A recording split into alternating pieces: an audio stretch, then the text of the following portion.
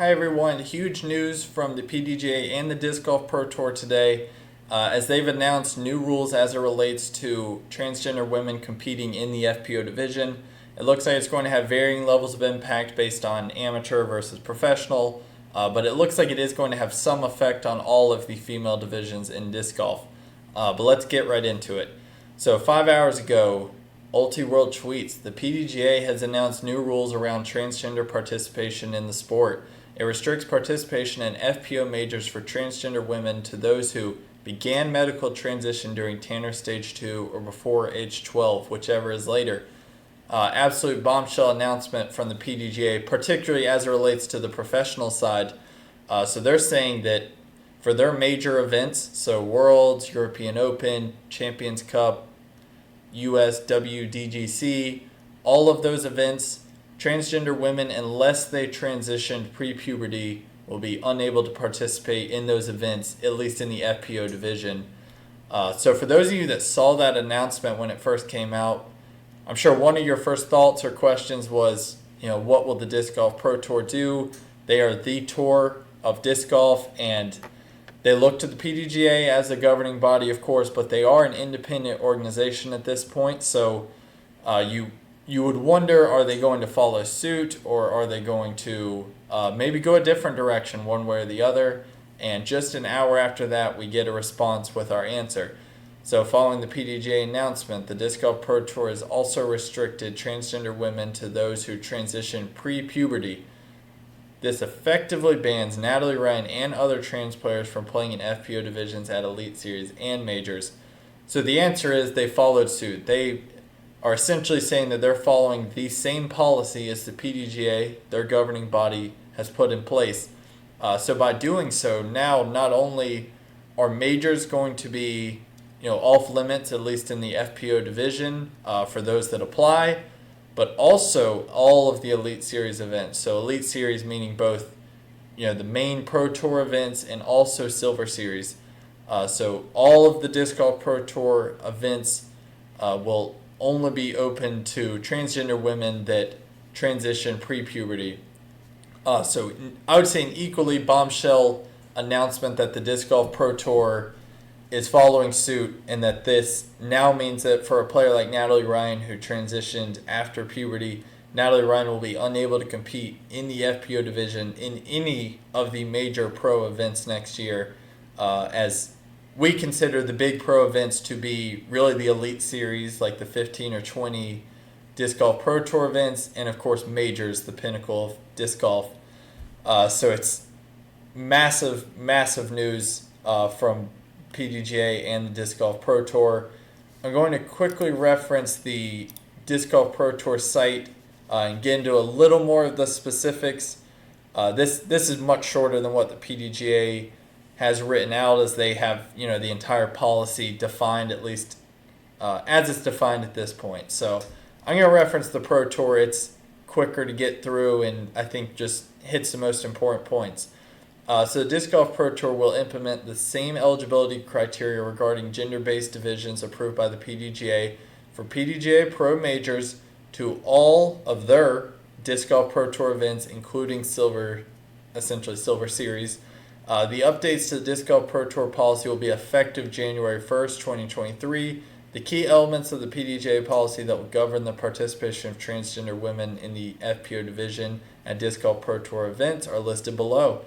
So players are only eligible to compete in the gender-based FPO division at PDGA Pro Majors, which we've run through, if they began medical transition during Tanner Stage 2 or before age 12, whichever is later. So this is the part that UltiWorld tweeted, but there's also this additional requirement that the PDGA had defined. So the player must also continuously maintain a total testosterone level in serum below 2.0 nanomoles per liter of blood. I did not know much about this before, so for all of us, I did a Google search. So if you did not know, here's your answer. So doctors measure testosterone in nanomoles per liter of blood, and the reported normal healthy range in males is anywhere from 9.2 to 31.8 nanomoles per liter. It's about 10 times lower in females, with normal levels considered to be between 0.3 and 2.4 nanomoles per liter. So you can see from this here, so they're now making a requirement to keep testosterone level below 2.0. So that would mean that they essentially have to keep their testosterone level within the normal level for biological females. And I believe, don't quote me on this, but I've read online that it used to be a much higher limit. So I think it used to be 10 was the requirement. So that would actually fall within the normal range for a biological male to be below 10 nanomoles. So to move it all the way down to 2 is quite the drop or quite the update from the PDGA to make it much, much stricter as far as what they have to maintain for the transgender women trying to compete on tour. So another massive update. The Disc Golf Pro Tour is the official pro tour of the PDGA and recognizes the PDGA as the governing body of the sport and the regulatory authority in this matter. Disc Golf Pro Tour policy will remain aligned with the PDGA's policy as it applies to gender-based eligibility across the top level of competition in the sport. So all of this essentially saying that they're going to match whatever the PDGA does as it relates to this matter. They even go as far as to say any questions will need to be directed to the PDGA, not the Disc Golf Pro Tour. So I don't blame them one bit. I would probably have followed suit as well. If it's going to be implemented by the governing body, I feel like it would only complicate things to try to implement your own system as far as how you're going to govern it. So I'm not surprised with the Pro Tour's decision to just align with the PDGA on this. So moving to the PowerPoint presentation, so the one that came out, I'm not sure how long ago that was, 2 or 3 months ago at this point. So the PDGA wanted to elicit feedback from its members to find out what they thought about transgender participation in the sport. There's like 39 slides here, but I'm just going to run through quickly and show you the trend of the responses. And I'm sure something that prompted this from the PDGA. So 32% response rate from the survey, so they sent out 112,000. Just under 36,000 were completed. So I'm not sure if that's a good or bad rate. I'm also not surprised, having looked at these results, that they lean so far one way, because I'm sure the people that most objected to transgender women being able to play in the FPO division would be the ones to respond, of course. So obviously there's bias there when you see only 32% responded. They're likely the most outspoken, but regardless, we'll go off of the data we have. So 86% out of the U.S. Political ideology. So we see here that disc golf, at least of the respondents, once again, this is obviously swayed one way more than the other, likely because of people knowing this is a transgender-focused survey. So I'm sure disc golf is not as conservative as it's defined here, but this survey would tell you that disc golf certainly leans conservative more so than liberal. So as we move down, we see, so this is for all respondents to this question, which this question shows up a bunch, so I'll just read it the first time. Transgender women should be allowed to compete with other women in disc golf and other sports. So we see between the strongly disagree and the disagree that it's, and then the somewhat disagree, we're at 70% roughly aren't in favor of this, and we see less than 10% strongly agree. So that's all respondents. And then moving down, just looking at amateurs, we see it's pretty similar, actually really similar, which isn't surprising. It's almost 26,000 of the 33, but we see amateurs certainly feel the same way as the overall respondent group. Moving down, it gets more interesting. So now looking at just pros, so they actually disagree even more.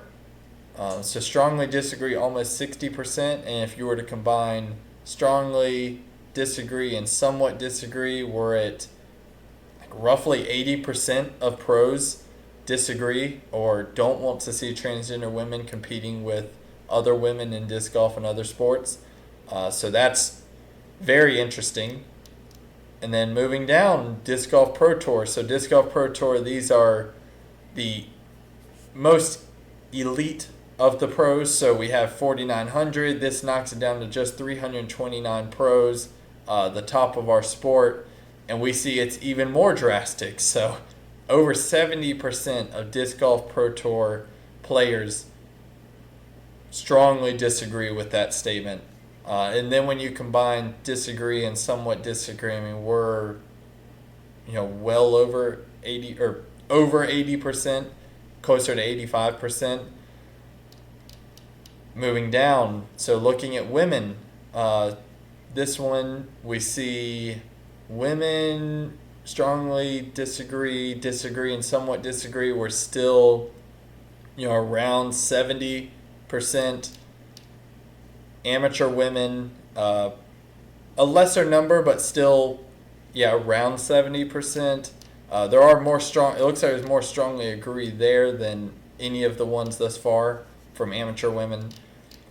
Now, so pro women, so just the professional women, we see it's, over 70% strongly, or not strongly, but strongly disagree, or somewhat disagree. And then the Disc Golf Pro Tour women, so a small group, only 75 of them counted here, 70% strongly disagree, and then we're over 80% disagree overall.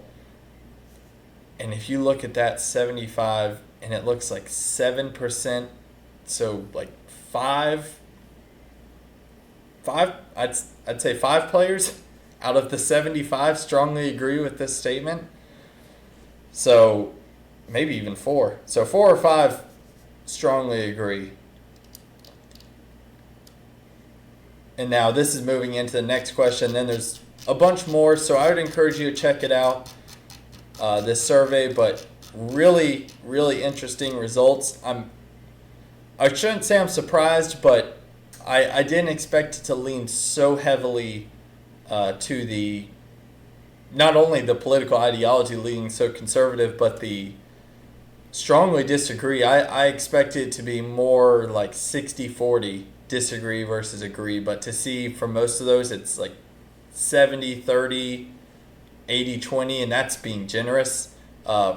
Really surprising, but at the same time it makes the PDGA's decision a lot less surprising.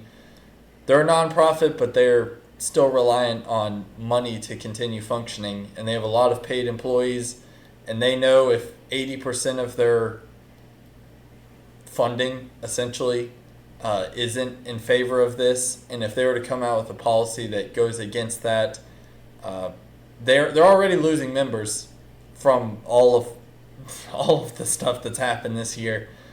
So that would have really probably been the nail in the coffin as far as the PDGA's growth since COVID, had they gone the other direction on this. So not surprising, but very interesting to see the results. And like I said, I encourage all of you to go look through that and see more of the specifics. The last thing I'll bring up, so Natalie Ryan just run through some tweets that she had sent out, which I'll just go through hers. Obviously, there's responses on both sides all across the board, but Natalie is really at the center of this, being by far the most prominent transgender woman in disc golf, had a really good season. I think won 2 Pro Tour events.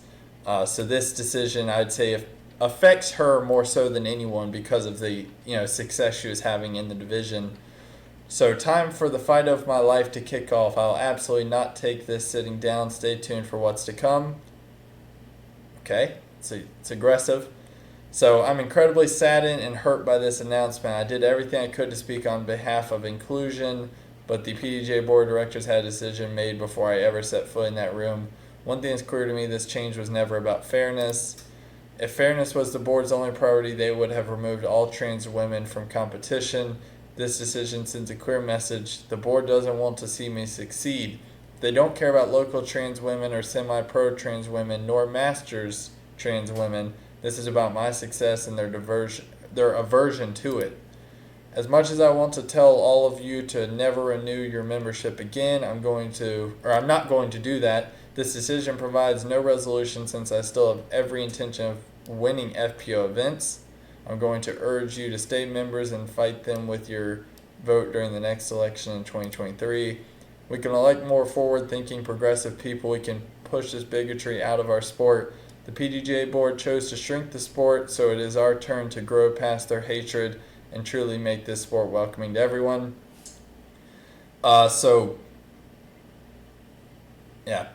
Make of that what you will. Some of you may agree, some of you may disagree. I'd say overall I disagree with her take on all of this, to say that the PDGA is choosing to shrink the sport when 80% of their funding, 80% of disc golf participants, at least registered with the governing body, are in favor of this decision. If anything, it's going to grow the sport. So I don't agree with that, and I'm not sure as well if this was targeted towards her. It seems like I don't want to say victim blaming, but I feel like Natalie Ryan's maybe making it too much about herself in this case, to say that it's a response to her. We've seen, I couldn't reference the instances, but we've seen in smaller local events that transgender women winning in the FPO division. It's not just at the pro level. This response was not just for professionals. This response was for all levels, amateur and professional. So did Natalie's success this year, was it one of the triggers that caused all of this to start, get the ball rolling? Absolutely. I have no doubt that if Natalie Ryan had not won those two events, that a lot of this probably would have been pushed off for the time being. But with those two events being won, it certainly brought it to the forefront of disc golf and upset a lot of people. I mean, Natalie won't like it. Transgender women that are impacted by this won't like it. But for the majority of PDGA members, they were upset seeing Kristen lose at Maple Hill to someone that they believe should not be competing against Kristen in that division. Like it or not, that's the stance that the PDGA members have taken. PDGA cares about their money. They care about the success of disc golf, organized disc golf moving forward, and they responded to that. So let me know your comments down below. This is going to be by far the biggest story of the coming months, probably the entire year, as we see what happens, as we see how Natalie and others on the agree side of that survey, how they respond to all of this. So it's going to be fascinating. It's probably going to get disc golf in the news even more just as all of this unfolds. So let me know your thoughts down below. If you have anything to add from a medical perspective, I did our quick Google search, but certainly if you have anything to add here as far as the PDGA's new medical requirements, let me know. And we'll wait to see. You might have a follow-up video coming from me shortly if the PDGA or the Disc Golf Pro Tour decides to change anything, which I don't see happening, but if the pressure mounts, who knows. So thank you, everyone. Until next time.